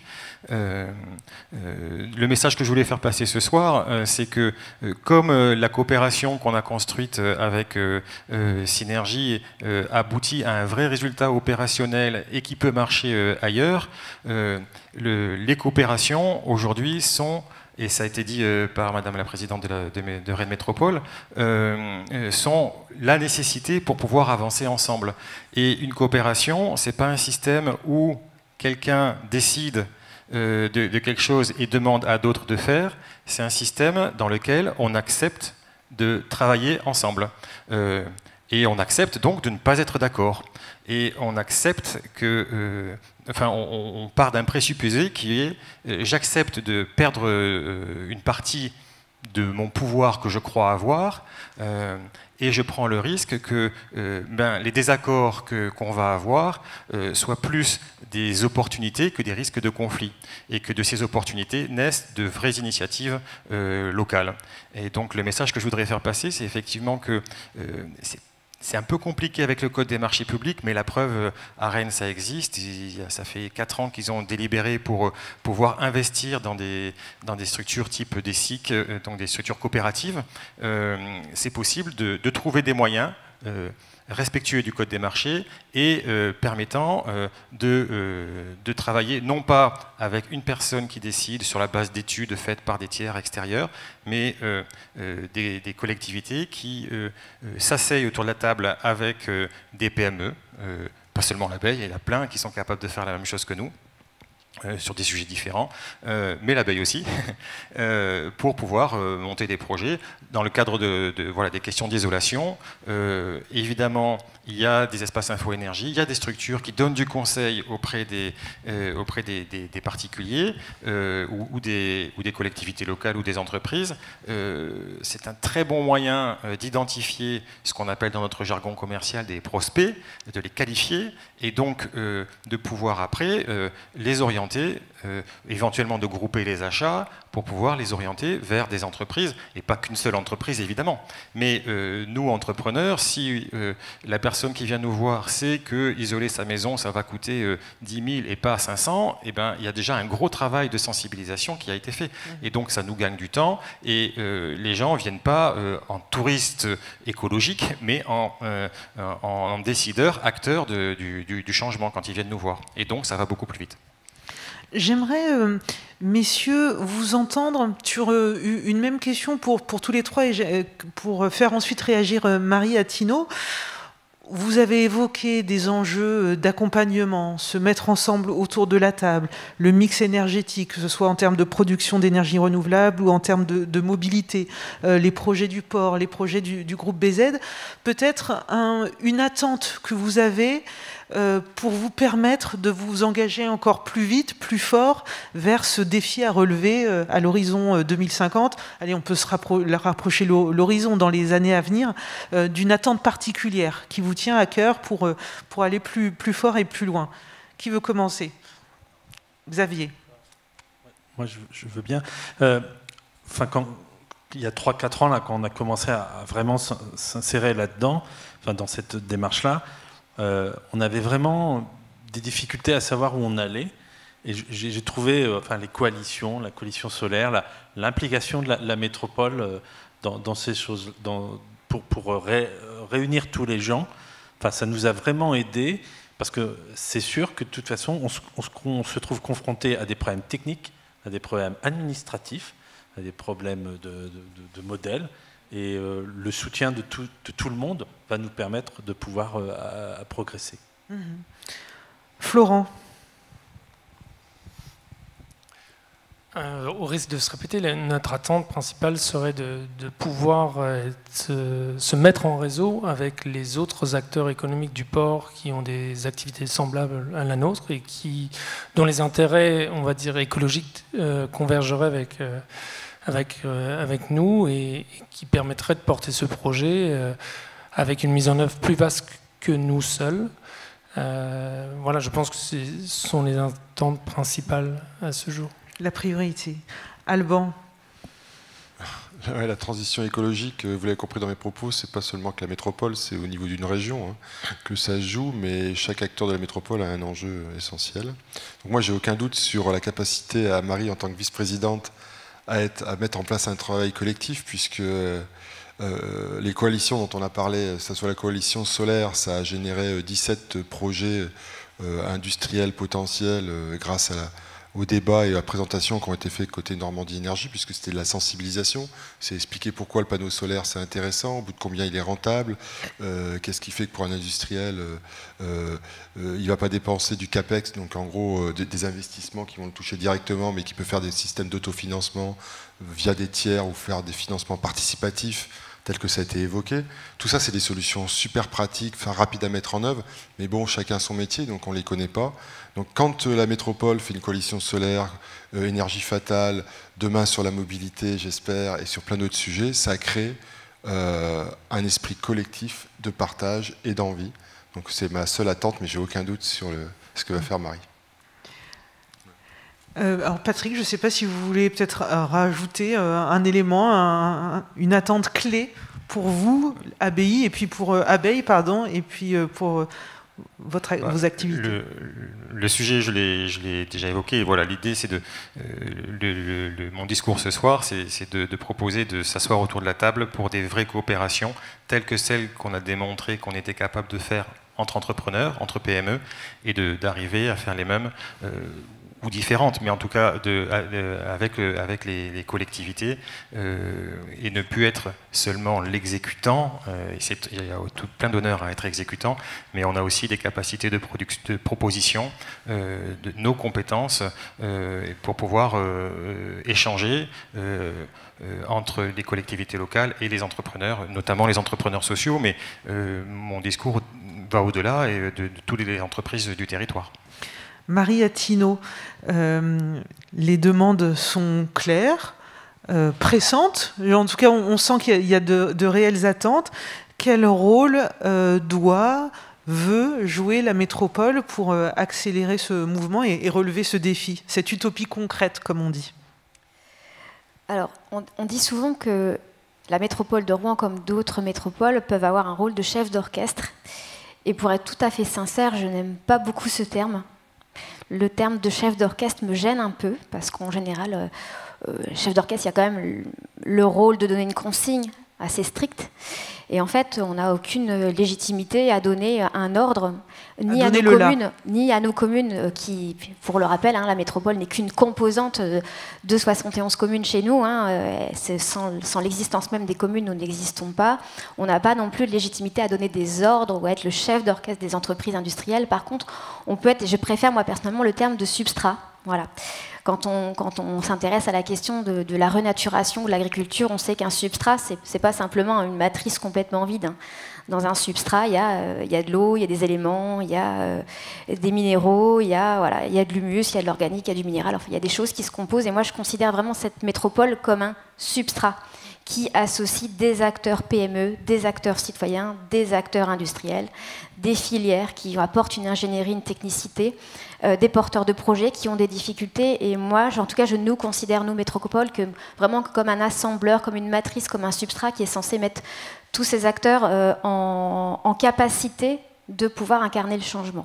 Et pour pouvoir mettre en capacité ces acteurs, il faut créer aussi des outils, se doter d'outils. Alors, j'ai beaucoup souri tout au long de la soirée parce qu'on a cité beaucoup de choses. Et en fait, sans même le savoir, la métropole, depuis déjà plusieurs mois, travaille sur toute une série d'outils. Et donc là, j'en profite aussi pour saluer le travail des services qui, parfois dans l'ombre, font un travail juste exceptionnel. On a parlé tout à l'heure de cadastre solaire, mais sachez que la métropole, elle, travaille sur un cadastre énergétique. Donc on pourra en reparler dans les mois à venir et le président aura lui-même l'honneur de nous présenter à tous ces nouveaux outils. On a parlé aussi beaucoup de l'objectif, de l'enjeu de la rénovation énergétique des bâtiments, mais pour pouvoir amorcer, accompagner de manière ambitieuse la qualité des rénovations, aussi bien dans le résidentiel que le tertiaire, il faut se doter d'un outil. Et donc nous, on travaille actuellement à la création d'un service public de la performance énergétique qui aura vocation à démultiplier les forces aujourd'hui qu'on connaît soit sous le terme de conseil en énergie partagée pour les communes, soit d'espace info-énergie pour les particuliers. Là, on aura vraiment un service global qui accompagnera les porteurs de projets dans la globalité de leurs projets, en se dotant aussi des conseils d'architectes, d'experts en habitat, etc., pour pouvoir aller dans cette qualité de la rénovation et donner le bon conseil à la bonne personne et aussi lui permettre d'avoir les outils financiers qui lui permettront de financer son projet. Donc ce service public, juste pour aussi donner des éléments chiffrés, parce qu'on essaye aussi dans le domaine de l'énergie. Effectivement, l'énergie est un sujet complexe qui demande aussi parfois d'attester ses propos par des chiffres. Quand on parle de rénovation des bâtiments sur la métropole au niveau au moins BBC Réno à l'horizon 2050, ça veut dire d'ici 2050 monter à peu près à 6000 rénovations par an. Alors on en est très loin aujourd'hui, je ne vous citerai même pas le chiffre parce que ça serait honteux. Et en tout cas, ça permettra aussi derrière de faire vivre des PME, de créer de nouvelles filières. Si on atteint déjà 20% de rénovation en 2030 sur ce territoire, on pourra créer à peu près 2600 emplois induits. Si on atteint 100% de rénovation BBC en 2050, on aura créé cette fois-ci 6800 emplois induits. Donc ça laisse quand même entrevoir toute la capacité, ne serait-ce qu'à travers la question de l'habitat. Voilà. Puis on a parlé aussi de difficultés à porter des projets dans le solaire, dans la méthanisation, auprès des acteurs portuaires. Nous aussi, on est en train aujourd'hui de réfléchir à la création d'une société d'économie mixte. Donc là, aujourd'hui, quel capital à investir, quel porteur de projet, quel sociétaire dans cette société, mais en tout cas d'ici quelques mois on aura le plaisir de vous présenter ce nouvel outil qui permettra d'investir dans des projets d'énergie renouvelable sur notre territoire, mais pourquoi pas aussi au-delà des portes du territoire, puisqu'on sait que sur la métropole, qui est un territoire très urbanisé, aujourd'hui on ne dispose pas de tous les gisements énergétiques pour satisfaire nos propres besoins. Donc là on va devoir aller travailler aux coutures du territoire et d'aller créer des partenariats ici avec l'Aglo-Séneur, ici avec le Vexin, peut-être avec Cossen, enfin voilà, de travailler de manière complètement partenariale avec les territoires voisins pour apporter les bons gisements aux bons consommateurs. Et j'en profite pour saluer, je trouve, l'initiative qui me semble extrêmement intéressante et qui montre aussi la capacité à prendre de la hauteur quand on travaille sur les questions de transition. Vous l'avez vu peut-être à travers la presse ces derniers jours, ce matin, vous l'avez vu, le président de la métropole Rouen-Normandie travaille en coopération avec le président de Le Havre, Seine Métropole, pour développer aussi cette coopération interterritoriale entre le secteur de Rouen et le secteur du Havre, parce que sans cette coopération, sur tous ces sujets, énergie renouvelable, hydrogène, mobilité fluviale, ferroviaire, etc., seul, ça sera absolument impossible. Donc ouvrons les portes dans nos esprits, dans nos modèles économiques, dans nos modèles de fonctionnement des métropoles. Et puis là, la métropole jouera vraiment ce rôle de substrat. J'insiste là-dessus. Eh bien, nous allons garder ce mot substrat qui sera également le mot de la fin. Je n'ai pas vu de main se lever. Donc, je voulais vraiment vous remercier. Encore Nathalie Appéré qui a passé le début de la soirée avec nous, Marie Attino, Florent Beuzelin, Xavier Lemoine, Patrick Lepage et Alban Verbeek. Ah non, j'ai cru que quelqu'un m'interpellait. Si? Ah, ben je n'ai pas vu les mains se lever. Excusez-moi. Est-ce que les micros se sont déplacés vers vous? Alors, il y a une personne ici. Alors, on a démarré un quart d'heure en retard, donc comme ça, voilà, on peut le reprendre ici. Excusez-moi. Bonsoir. Moi, j'avais une question plus pour le président de Normandie Énergie, au sujet en fait, quel va être le mix énergétique en 2050, parce qu'on n'a pas du tout parlé des faits. Donc, quel est votre objectif? Et j'ai l'impression que le mot nucléaire a été éjecté par la métropole en rajoutant renouvelable à énergie. Je trouve ça un peu dommage parce que du coup, on ne comprend pas où vous allez nous mener avec cette politique énergétique. Et je rajoute une dernière chose sur quel est votre positionnement par rapport aux études qui sont faites sur la contraction du pétrole avec les études de Mathieu Ozano qui montrent que 2050, c'est trop tard. On parle d'ici à 2030 pour pouvoir arrêter de demander aux Russes ou à je ne sais qui du pétrole. Merci pour ces questions. Donc Alban, et puis peut-être un complément avec Marie-Attino. Okay. Bon, je fais des conférences sur le sujet, mais je pense qu'on ne va pas passer 2 heures. Mais la question, effectivement, est pertinente. D'abord, moi, j'ai une opinion, mais ce n'est pas moi qui définis la stratégie française. Hein. Donc, il y a un programme pluriannuel de l'énergie qui a fixé qu'à partir de 2030, on fermera un certain nombre de réacteurs pour arriver à 2050 à un mix équilibré entre énergie renouvelable et nucléaire. Ce que je peux simplement vous dire, c'est que tout pays qui est développé a besoin d'une base pour pouvoir équilibrer ses demandes. Donc certains pays ont développé la base à partir du charbon, d'autres à partir de l'hydraulique, comme certains pays scandinaves quand ils ont beaucoup de barrages, d'autres à partir de l'essence, d'autres à partir du nucléaire. Et ce qui est important, on n'est pas sur la transition énergétique, on est bien sur une transition écologique que l'on vise, climatique. Hein. Et quand on regarde le bilan d'émissions de CO2 de l'ensemble des pays du globe, il y a une dizaine de pays qui sont hyper vertueux sur l'émission de CO2, dont fait partie la France. Donc c'est une stratégie très importante de produire bas carbone, sans émissions de CO2. Et c'est vrai que les centrales nucléaires en font partie, avec d'autres inconvénients. Alors, pour rien cacher dans la salle, j'ai été directeur d'une centrale nucléaire, donc je maîtrise parfaitement le sujet. Mais ce qu'il faut bien comprendre, c'est de sauver la planète à travers l'émission de CO2. Après, sur la deuxième partie de la question, ce qu'il faut bien mesurer, c'est qu'il y a 300 ans, on était 600 millions sur la planète et qu'aujourd'hui, on est bientôt 8 milliards, 7,8. Et donc, il y a eu l'ère de l'industrie. Et le petit exemple que je vous ai donné avec le vélo, c'est assez significatif. C'est-à-dire que grâce à l'énergie mécanique, on a pu avoir un confort de vie extraordinaire. Certains pays qui sont en voie de développement aspirent à la même chose, n'ont pas la chance d'avoir des énergies renouvelables et décarbonées comme le nucléaire. Et c'est vrai que on développe encore beaucoup d'énergie à partir du pétrole et du charbon. Donc ramener ça à l'échelle d'une métropole, c'est assez réducteur. Hein.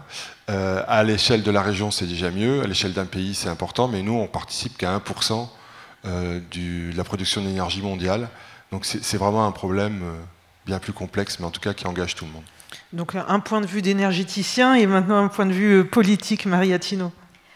Oui, effectivement. Alors là, je me permets de reprendre le terme. La question du nucléaire n'est pas éjectée des scénarios proposés par la métropole dans son schéma directeur des énergies, tout simplement parce que dans un schéma directeur des énergies d'un territoire, on s'intéresse aux gisements énergétiques disponibles sur ce territoire.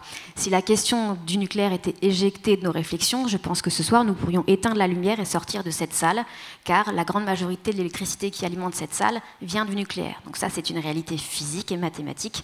Tout simplement, voilà, le gisement aujourd'hui ne comprend pas d'installation nucléaire et on n'a pas non plus l'intention ni la place, je vais finir, d'installer une centrale nucléaire. Donc c'est tout simplement que la question n'est pas éjectée, mais tout simplement, elle ne fait pas partie des réalités physiques du territoire. Après, il y a la question que j'évoquais tout à l'heure, qui est celle des coopérations interterritoriales. On va exploiter le maximum des gisements qui sont à notre disposition ici, le bois, la méthanisation, donc le biogaz, le solaire. On ira chercher aussi peut-être d'autres sources qu'on va devoir créer, innover, parler de l'air comprimé, il y a d'autres choses qui vont venir derrière encore. Et puis ensuite, on devra développer les coopérations interterritoriales au maximum à partir d'énergies renouvelables. Il faut aller le plus loin possible. Et évidemment, tant qu'on n'est pas arrivé à ce top, et notamment grâce à tous ces projets énergie marine renouvelable qui vont arriver enfin en Normandie bientôt, jusqu'à ce top-là, eh ben, on ne pourra pas se passer du nucléaire. C'est pas possible, c'est une réalité physique. Et encore une fois, si on devait occulter le nucléaire de la conversation, on serait obligé d'éteindre la lumière et tous de sortir. Alors, ce qui m'embête, c'est que ce que je vous propose, c'est de revenir ensuite parce que les personnes qui regardent sur Internet ne vont pas du tout vous entendre. Quel mix énergétique en 2050 à l'échelle de la métropole? Le plan climat propose des scénarios. Le mix énergétique de la métropole propose un 100% renouvelable via les gisements de la métropole et les gisements des territoires voisins avec leur accord. Alors, j'ai vu que le micro est en haut et puis ensuite, il y a un monsieur au 4e rang. Oui, bonsoir. Merci beaucoup pour la présentation, les débats. J'ai une question, peut-être une présentation de ce qui a été amené sur le bilan carbone des habitants. Est-ce que l'objectif, c'est vraiment de tendre vers zéro? Parce que finalement, ça peut être assez simple. Moi, demain, j'achète tout à l'étranger. Mon bilan carbone, il est zéro. Par contre, mon bien-être, l'activité locale, c'est zéro aussi. Donc, finalement, est-ce qu'on ne rentre pas plutôt en allant vers cet objectif de zéro bilan carbone, vers une perte du local?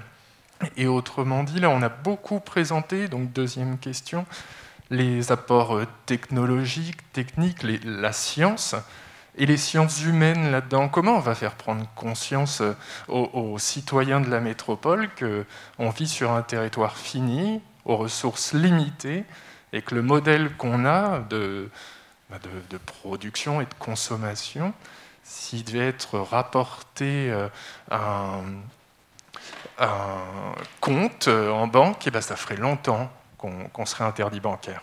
Comment on va faire prendre conscience de ça aux habitants? Merci pour ces deux éléments. Maria Tino, et donc je veux bien que le micro descende au 4e rang, s'il vous plaît. Alors effectivement, il y a toute cette question de l'acceptabilité. Comment faire accepter tous ces changements qui sont extrêmement compliqués et éviter qu'on se simplifie la vie en délocalisant nos émissions de gaz à effet de serre, parce que c'est clairement ça. On peut totalement, effectivement, se mettre à acheter n'importe quoi à l'étranger et se dire le bilan chez nous est impeccable. Voilà, mais sauf quand on regarde un peu plus finement, on fait exploser les émissions en Asie ou en Amérique du Sud. Voilà. Et donc, justement, on a anticipé effectivement ces effets rebonds, puisque c'est le terme qu'on leur donne, et on est en train de se doter aussi de toute une batterie d'outils pour accompagner les changements de comportement. On a déjà depuis des années au sein de la métropole un service qui porte ce nom, qui historiquement s'appelait Éducation à l'environnement, mais qui a vraiment totalement changé de facette et qui accompagne dans la pratique les citoyens, les entreprises, les bailleurs sociaux, les chefs d'entreprise, les porteurs de projets, les universités dans des changements de comportement. Et on se fait accompagner notamment de gens dont c'est le métier, de sociologues, de psychologues, voilà, qui analysent aussi, qui comprennent la mécanique du changement au sein des individus pour leur donner le bon outil au bon moment. Mais effectivement, si on se contente de répondre mathématiques à la question, on ne pourra pas y arriver. Je vais prendre juste un exemple aussi sur ce qu'on peut faire en matière de relocalisation. La métropole, par exemple, travaille beaucoup sur les questions alimentaires.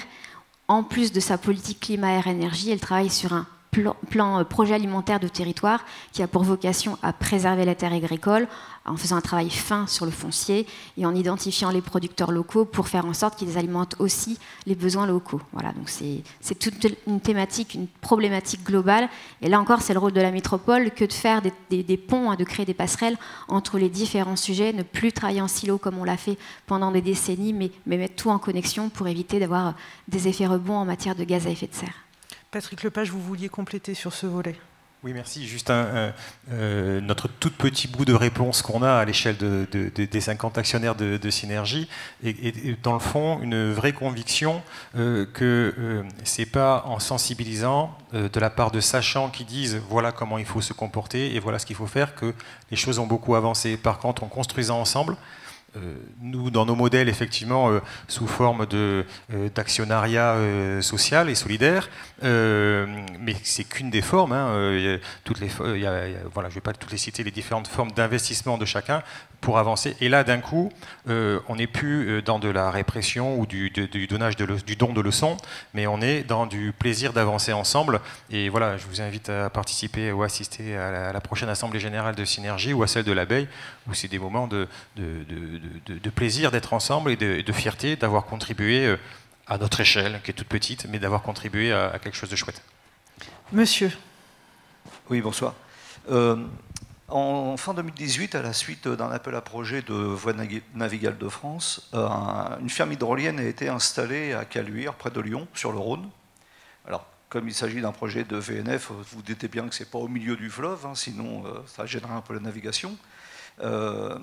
Alors, cette unité a une capacité de production, puisque monsieur est spécialiste, d'1 gigawatt par an. Donc c'est pour produire pour 400 à 500 habitations, si je ne me trompe pas. Alors sachant qu'on parle de production locale, et sachant qu'on a 80 km de fleuve entre Duclair et Elbeuf, ou plutôt dans l'autre sens pour descendre, même en évacuant les zones portuaires qui sont des zones bien sûr difficiles à gérer, mais peut-on espérer qu'à terme la métropole envisage une étude de faisabilité d'installation hydrolienne sur la Seine? Maria Tino. Alors effectivement, vous vous posez une question que tout le monde s'est forcément posée en vivant à Rouen, en voyant ce fleuve passer devant nous, on se pose tous la question. Il y a quelques années, la métropole avait été notamment, alors pas à Lyon, mais à Bordeaux, puisqu'à Bordeaux a aussi sous un pont une hydrolienne qui tourne en phase test. C'était une expérimentation extrêmement intéressante que la métropole, avec ses services, avait été voir pour voir si on ne pouvait pas porter un projet similaire sur la Seine. Alors justement, effectivement, aujourd'hui, c'est la question de la navigation, les conditions de navigabilité qui ne permettent pas aujourd'hui d'implanter une innovation de ce genre. En tout cas, à l'époque, le sujet avait été écarté pour des raisons de navigation. Techniquement, ce n'était pas possible et l'investissement était extrêmement lourd. Mais comme on n'arrête pas de dire qu'il faut, et je suis la première à le dire, qu'il faut viser une ambition, on pourrait très bien peut-être remettre le sujet sur la table, voir avec VNF à quel endroit, sous quelle forme, etc. Pourquoi pas, voilà. Mais en fait, effectivement, le sujet avait déjà été exploré de manière pas très approfondie. On pourra peut-être en reparler plus tard. Alors, une toute dernière prise de parole. Je tiens encore à m'excuser parce que lorsque j'ai ouvert les échanges, je n'ai vraiment pas vu vos mains se lever, donc je pensais qu'il n'y avait pas de remarques. À chaque fois que je me tournais, je ne les voyais pas. Donc, excusez-moi pour ce temps raccourci. La parole est à vous. Merci, bonsoir. Merci d'abord pour le débat de qualité. Juste une micro-remarque sur la remarque sur l'énergie, c'est complexe, c'est des équations complexes, il n'y a pas de solution facile. C'est tout à fait juste ce que vous avez dit avec la comparaison sur le cycliste. Mais il y a un petit point, parce que comme la formule est séduisante, il y a des risques que dans la salle, on la retienne et qu'on la ressorte. Donc je voulais juste me permettre de relever que vous avez comparé quelques litres d'essence avec un cycliste tous les jours pendant 365 jours par an en indiquant tout ce qu'il fallait, et vous avez parfaitement raison, pour nourrir, pour reconstituer l'énergie, la force du cycliste pendant 365 jours par an. Mais vous avez évoqué les externalités relatives à la création d'énergie par ce cycliste, mais vous n'évoquez pas les externalités relatives à l'essence qui ne vient pas de nulle part. Et vous avez dit c'est complexe, je suis tout à fait d'accord avec vous, je rajoute donc juste une petite couche de complexité supplémentaire.